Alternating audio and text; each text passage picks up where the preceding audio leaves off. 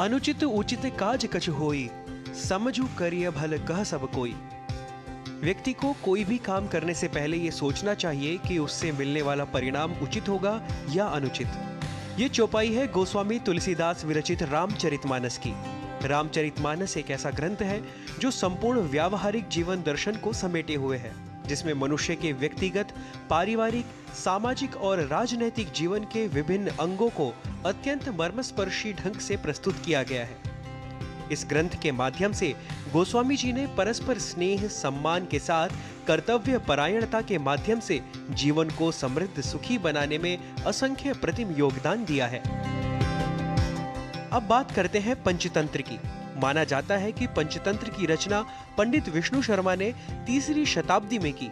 पंचतंत्र में मनुष्य पात्रों के अलावा पशु पक्षियों को पात्र बनाकर कथाओं के माध्यम से शिक्षा दी गई। पंचतंत्र की कहानियां अत्यंत जीवंत हैं। इनमें लोक व्यवहार को बहुत सरल तरीके से समझाया गया है। इस ग्रंथ की महत्ता इससे प्रतिपादित होती है कि इसका अनुवाद विश्व की लगभग हर भाषा में हो चुका है और यह भारत की सर्वाधिक अनुदित साहित्यिक रचना है। सहृदयालोक लोचन यह ग्रंथ आचार्य आनंद वर्धन द्वारा लिखा गया संस्कृत का काव्य शास्त्रीय ग्रंथ है। सहृदयालोक को काव्यालोक और ध्वन्यालोक भी कहते हैं। भारतीय साहित्य शास्त्र के इतिहास में ध्वन्यालोक एक युगांतरकारी ग्रंथ है। इस ग्रंथ के द्वारा ध्वनि सिद्धांत की उद्भावना और प्रतिष्ठा करके आनंद वर्धन ने साहित्य शास्त्र के क्षेत्र में महनीयतम स्थान प्राप्त किया। आचार्य आनंद वर्धन ने अपने से प्राचीन युग की साहित्य शास्त्रीय मान्यताओं और आलोचनाओं के सिद्धांत के मार्ग को मोड़कर एक नया मार्ग प्रशस्त किया था। हाल ही में संयुक्त राष्ट्र शैक्षिक, वैज्ञानिक और सांस्कृतिक संगठन यूनेस्को ने अपने memory of the world Asia Pacific regional register में भारतीय साहित्य के इन 3 ग्रंथों को शामिल किया। मंगोलिया के उलान बाटार में एशिया प्रशांत विश्व स्मारक समिति के 10वीं बैठक में इंदिरा गांधी राष्ट्रीय कला केंद्र ने इन 3 महान ग्रंथों को अंतर्राष्ट्रीय ऐतिहासिक मान्यता दिलाने में महत्वपूर्ण भूमिका निभाई। इस बैठक में सदस्य देशों के 38 प्रतिनिधि और 40 पर्यवेक्षक एक साथ आए। ये साहित्यिक जगत में और निस्संदेह जो हमारा अकादमिक जगत है, विशेषकर जो लोग हमारी प्राचीन परंपराओं के ग्रंथों का अध्ययन करते हैं, उनके लिए ये बहुत एक तरह की प्रेरणादायी चीज़ है।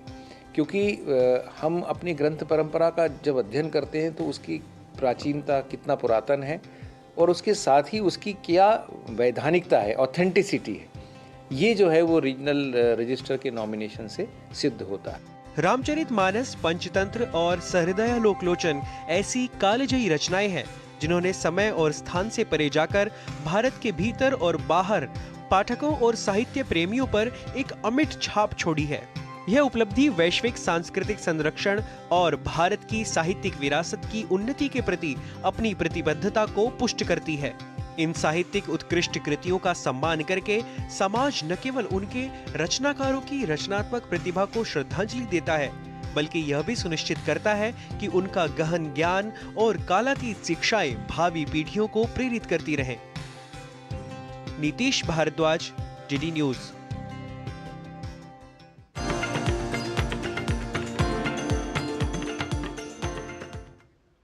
जिस प्रकार साहित्य और ज्ञान हमारे